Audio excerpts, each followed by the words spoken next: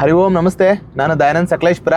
ಧರ್ಮಸ್ಥಳ ಜನಜಾಗೃತಿ ಯಾತ್ರೆ ಧರ್ಮಸ್ಥಳದಿಂದ ಪುನರ್ ನಿರ್ಮಾಣಗೊಂಡ 290 ದೇವಸ್ಥಾನಗಳ ಒಂದು ಯಾತ್ರೆಯನ್ನು ಕರ್ನಾಟಕದಾದ್ಯಂತ ಮಾಡ್ತಾ ಇದ್ದೀವಿ. ಇವಾಗ ನಾವು ಕೊಡಗು ಜಿಲ್ಲೆಗೆ ಬಂದಿದ್ದೀವಿ. ಕೊಡಗು ಜಿಲ್ಲೆಯಲ್ಲಿ ಸೋಮವಾರಪೇಟೆನಲ್ಲಿ ಒಂದು ದೇವಸ್ಥಾನ ಇದೆ. ಇದು ನಮ್ಮ ಈ ಯಾತ್ರೆಯಲ್ಲಿ 114ನೇ ದೇವಸ್ಥಾನ ಆಗಿದೆ. ರಾತ್ರಿ ಬಂದು ಸೋಮವಾರಪೇಟೆನಲ್ಲಿ ಉಳಿದಿದ್ವಿ. ನಮ್ಮ ರಾಷ್ಟ್ರ ರಕ್ಷಣಾ ಪಡೆಯ ಚಂದ್ರು ಅವರು ಸಿಕ್ಕಿದ್ರು. ಅವ್ರ ಊರು ಅದಕ್ಕೆ ಕರ್ಕೊಂಡೋಗಿ ಅಲ್ಲಿ ಹೊನ್ನಮ್ಮ ದೇವಿಯ ದರ್ಶನವನ್ನು ಮಾಡಿಸಿ ಅವ್ರ ಊರೆಲ್ಲ ತೋರಿಸ್ಕೊಂಡು ಬಂದರು. ತುಂಬ ಖುಷಿ ಆಯಿತು. ಅಲ್ಲೆಲ್ಲ ಹೋಗಿ ಬಂದಾದ್ಮೇಲೆ ನಾವು ಇವಾಗ ಇಲ್ಲಿ ಕೊಡಗಿನಲ್ಲಿ 3 ದೇವಸ್ಥಾನ ಇದೆ. 3 ದಿವಸ ಮುಗಿಸ್ಕೊಂಡು ನಾವು ಬೆಂಗಳೂರಿಗೆ ಹೋಗ್ತೀವಿ. ಈಗ ಸಮಯ ಸುಮಾರು 8:30 ಆಗಿದೆ. ಬನ್ನಿ ದೇವಸ್ಥಾನ ಹೇಗಿದೆ. ಉಮಾಮಹೇಶ್ವರಿ ದೇವಸ್ಥಾನ ನಾವೀಗ ಹೋಗ್ತಾ ಇರೋಂಥದ್ದು. ಇಲ್ಲಿ ಸೋಮವಾರಪೇಟೆಯಿಂದ ಸುಮಾರು 25 ಕಿಲೋಮೀಟರ್ ದೂರದಲ್ಲಿದೆ ಆ ದೇವಸ್ಥಾನ. ಇವತ್ತಿನ ಅಂದರೆ ದೇವಸ್ಥಾನಗಳು ತುಂಬ ದೂರ ಇದೆ. ಇಲ್ಲಿಂದ ವೀರಾಜಪೇಟೆ, ಅಲ್ಲಿಂದ ಇನ್ನೊಂದು ದೇವಸ್ಥಾನ ಒಂದಕ್ಕೂ ಒಂದು 40 ಕಿಲೋಮೀಟ್ರು ದೂರ ಇದೆ. ಬನ್ನಿ ನೋಡೋಣ ಹೇಗಿದೆ ಅಂತ. ಈಗ ನಾವು ನೋಡ್ತಾ ಇರ್ಬೋದು ಕೊಡಗು ಡಿಸ್ಟಿಕ್ಕು. ಇಲ್ಲಿ ಬಂದವರಿಗೆ ಗೊತ್ತಿರುತ್ತೆ ರೋಡ್ಗಳು ಎಷ್ಟು ಚೆನ್ನಾಗಿರುತ್ತೆ. ಆ ಕಡೆ ಈ ಕಡೆ ಮರಗಳು, ಮಧ್ಯದಲ್ಲಿ ರಾತ್ರಿ ಮಳೆ ಕೂಡ ಬಂದಿದೆ. ತುಂಬ ಅದ್ಭುತವಾಗಿದೆ ದೇವಸ್ಥಾನ. ಇದು ರೋಡು ಹೋಗ್ತಾ ಇರುವಂಥ ದಾರಿ. ಶಿರ್ಗಾಲದಲ್ಲಿರುವಂತಹ ಉಮಾಮಹೇಶ್ವರಿ ದೇವಸ್ಥಾನಕ್ಕೆ ನಾವೀಗ ಬಂದ್ವಿ. ಇಲ್ಲಿ ನೋಡ್ಬೋದು ಇದೆ ದೇವಸ್ಥಾನ. ಈ ದೇವಸ್ಥಾನ ಬಂದು ಕಾವೇರಿಯ ನೀರಿನ ನದಿಯ ದಡದಲ್ಲಿದೆ. ಈಗ ನೀವೇನು ನೋಡ್ತಾ ಇದ್ದೀರಾ, ಇದು ಕಾವೇರಿ ಹರಿತಾ ಇದೆ ನೋಡಿ. ಇದರ ದಡದಲ್ಲೇ ಇರುವಂಥ ಒಂದು ಈ ದೇವಸ್ಥಾನ ಧರ್ಮಸ್ಥಳದ ಕಡೆಯಿಂದ ಜೀರ್ಣೋದ್ಧಾರ ಆಗಿದೆ. ಬನ್ನಿ ಒಳಗಡೆ ಹೋಗಿ ನೋಡೋಣ. ನಾವು ದೇವಸ್ಥಾನಕ್ಕೆ ಬಂದ್ವಿ. ದೇವಸ್ಥಾನ ಬಾಗಿಲು ಹಾಕಿದೆ. ಊರಿಂದ ಹೊರಗಡೆ ದೇವಸ್ಥಾನ ಕಾವೇರಿ ನದಿ ತೀರದಲ್ಲಿ ತುಂಬ ಚೆನ್ನಾಗಿದೆ. ಇದು ಪೂಜೆ ಪುನಸ್ಕಾರ ಮಾಡೋದಕ್ಕೆ ಶೀಟ್ ಹಾಕ್ಕೊಂಡು ಇದು ಮಾಡ್ಕೊಂಡಿದ್ದಾರೆ. ಬಟ್ ದೇವಸ್ಥಾನ ಬಂದು ತುಂಬ ಚಿಕ್ಕದಾಗಿದೆ. ಇಲ್ಲಿ ನಾವು ನೋಡ್ಬೋದು ಈಶ್ವರ ದೇವಸ್ಥಾನ. ಪೂಜೆ ಮಾಡ್ಕೊಂಡು ಹೋಗಿದ್ದಾರೆ ಪುರೋಹಿತರು. ನಾವು ಬರೋದು ಲೇಟ್ ಆಯಿತು, 9 ಗಂಟೆ ಆಯಿತು. ಕೆಲವು ದೇವಸ್ಥಾನ 7 ಗಂಟೆಗೆ ಮಾಡ್ತಾರೆ, ಕೆಲವು 9 ಗಂಟೆಗೆ ಮಾಡ್ತಾರೆ. ನೋಡೋಣ ಬನ್ನಿ ದೇವಸ್ಥಾನ ಏನಾದರೂ ಓಪನ್ ಇದೆಯಾ ಅಂತ. ದೇವಸ್ಥಾನ ಬಾಗಿಲು ಹಾಕಿದ್ದಾರೆ. ನಾವು ಹೊರಗಡೆಯಿಂದನೇ ದರ್ಶನ ಮಾಡ್ಕೊಂಡಿದ್ದೀವಿ ಅವ್ರದನ್ನು. ಬನ್ನಿ ಒಂದು ಪ್ರದಕ್ಷಿಣೆ ಹಾಕಿ ಹೇಗಿದೆ ದೇವಸ್ಥಾನ ಅಂತ. ಹಳೆ ಫೋಟೋನ ನೋಡೋಣ ಬನ್ನಿ. ಹಳೆ ಫೋಟೋದಲ್ಲಿ ದೇವಸ್ಥಾನ ಪೂರ್ತಿ ಶಿಥಿಲವಾಗಿತ್ತು. ಇದನ್ನು ಪೂರ್ತಿ ಧರ್ಮಸ್ಥಳದ ಕಡೆಯಿಂದ ಜೀರ್ಣೋದ್ಧಾರ ಮಾಡಿಕೊಟ್ಟಿದ್ದಾರೆ. ಎಷ್ಟಲ್ಲೇ ಮಾಡಿದ್ರು ಎಷ್ಟು ಖರ್ಚಾಯಿತು ಅನ್ನೋ ಶಿಲಾಶಾಸನ ನಮಗೆ ಒಳಗಡೆ ಇರೋದ್ರಿಂದ ಸಿಗ್ತಾ ಇಲ್ಲ. ದೇವಸ್ಥಾನದ ಭಾಗದಲ್ಲಿ ಒಂದು ನಾಗರ ಕಟ್ಟೆ ಇದೆ, ನಾವು ನೋಡ್ಬೋದು. ವಿಮಾನ ಗೋಪುರ ಒಂದು ವಿಶೇಷವಾಗಿದೆ. ಒಂದು ಋಷಿಮುನಿಗಳು ಕೂತಿರುವಂಥದ್ದು. ನಾರ್ಮಲಾಗಿ ಬೇರೆ ಬೇರೆ ರೀತಿಯಲ್ಲಿ ಬೇರೆ ಬೇರೆ ಕಾಣ್ತೀವಿ. 4 ಮೂಲೆಯಲ್ಲಿ ಬಸವಣ್ಣನ ವಿಗ್ರಹವನ್ನು ಕೆತ್ತನೆ ಮಾಡಿದ್ದಾರೆ. ಇದು ಸಿಮೆಂಟಿನ ಮಾಡಿದ್ದು. ಹಿಂದ್ಗಡೆ ಮಲೆ ಮಹದೇಶ್ವರರು ಇದ್ದಾರೆ, ಈಶ್ವರನ ಸ್ವರೂಪವಾದಂಥ ಮಲೆ ಮಹದೇಶ್ವರರು. ಈ ಕಡೆ ವೀರಭದ್ರರು. ನೋಡೋಣ ಬನ್ನಿ. ವೀರಭದ್ರ ಸ್ವಾಮಿಗಳು ಈ ಕಡೆ ಇದ್ದಾರೆ. 4 ಮೂಲೆಯಲ್ಲಿ 4 ದೇವರನ್ನ ಒಂದು ಕೆತ್ತನೆಯನ್ನು ಮಾಡಿದ್ದಾರೆ. ದೇವಸ್ಥಾನ ತುಂಬ ಚೆನ್ನಾಗಿ ಇಟ್ಕೊಂಡಿದ್ದಾರೆ. ಖುಷಿ ಆಗುತ್ತೆ. ಒಂದು ಕಾವೇರಿ ತೀರದ ನದಿಯಲ್ಲಿರೋದ್ರಿಂದ ತುಂಬ ತಂಪಾದ ಗಾಳಿ ಬರ್ತಾ ಇದೆ. ಬೆಳಗಿನ ಈ ಬಿಸಿಲಿಗೂ ಈ ತಂಪಾದ ಗಾಳಿಗೂ ಸುತ್ತಮುತ್ತ ಗದ್ದೆ, ತೋಟ ಮತ್ತು ತೆಂಗಿನ ಮರಗಳು ತುಂಬ ವಿಶೇಷವಾಗಿದೆ. ಇಲ್ಲಿಂದ ನಾವು ಮಡಿಕೇರಿಯಲ್ಲಿ ಇರುವಂಥ ಅರಿಮೇಲಿಗೆ ಹೋಗ್ತಾ ಇದ್ದೀವಿ. ಸರಿಸುಮಾರು ಒಂದು 40ರಿಂದ 50 ಕಿಲೋಮೀಟರ್ ಆಗುತ್ತೆ. ಒಂದು 2 ಗಂಟೆ ಟ್ರಾವೆಲ್ ಇರುತ್ತೆ. ಬನ್ನಿ ಆ ದೇವಸ್ಥಾನ ನೋಡಿಕೊಂಡು ಮುಂದೆ ಹೋಗೋಣ. ನಾವೀಗ ನಂಜರಾಯಪಟ್ಟಣಕ್ಕೆ ಬಂದಿದ್ದೀವಿ. ಕೊಡಗು ಜಿಲ್ಲೆಯಲ್ಲಿರುವಂಥದ್ದು.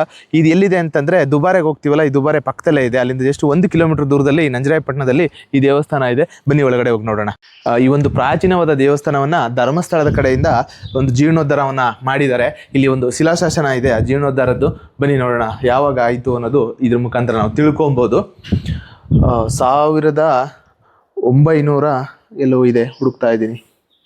ಸಮಿತಿ ಮುಜರಾಯಿ ಇಲಾಖೆ ಸಹಾಯದಿಂದ ಜೀರ್ಣೋದ್ಧಾರ ಮುಜರಾಯಿ ಮತ್ತು ಕರ್ನಾಟಕ ರಾಜ್ಯ ಸರ್ಕಾರ ಮುಜರಾಯಿ ಇಲಾಖೆ ಮತ್ತು ಧರ್ಮಸ್ಥಳದಿಂದ ಆಗಿರುವಂಥದ್ದು.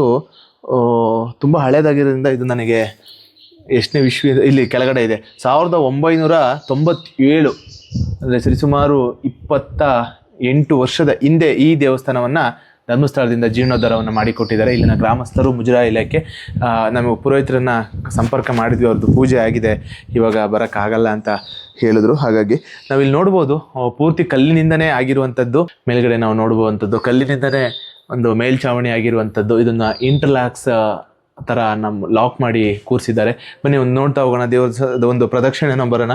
ಈ ದೇವಸ್ಥಾನದ ವಿಶೇಷ ಏನಪ್ಪ ಅಂತಂದರೆ ನಂದಿ ಯಾವಾಗಲೂ ಹೊರಗಡೆ ಇರ್ತಾರೆ. ಬಟ್ ಇಲ್ಲಿ ನಂದಿಗೂ ಕೂಡ ಒಂದು ಮುಂದೆ ದೇವಸ್ಥಾನವನ್ನು, ಒಂದು ದೊಡ್ಡದಾದ ದೇವಸ್ಥಾನವನ್ನು ಇಲ್ಲಿ ನಾವು ಕಾಣ್ಬೋದು. ಒಂದು ಕಂಬ ಇದೆ, ಆ ಕಂಬದ ಹಿಂದೆ ನಂದಿ ಒಂದು ವಿಗ್ರಹಕ್ಕೂ ಕೂಡ ಒಂದು ದೇವಸ್ಥಾನ ಇದೆ. ಒಂದು ದೇವಸ್ಥಾನ ತುಂಬ ಚೆನ್ನಾಗಿದೆ. ಕಾವೇರಿ ತೀರದಲ್ಲೇ ಇರೋದ್ರಿಂದ ಮತ್ತು ಸುತ್ತ ಕಾಂಪೌಂಡ್ ಹಾಕಿ ತುಂಬ ಚೆನ್ನಾಗಿ ಇಟ್ಕೊಂಡಿದ್ದಾರೆ. ಬನ್ನಿದೆ ಒಂದು ಪ್ರದಕ್ಷಿಣೆಯನ್ನು ಹಾಕಿ ಬರೋಣ.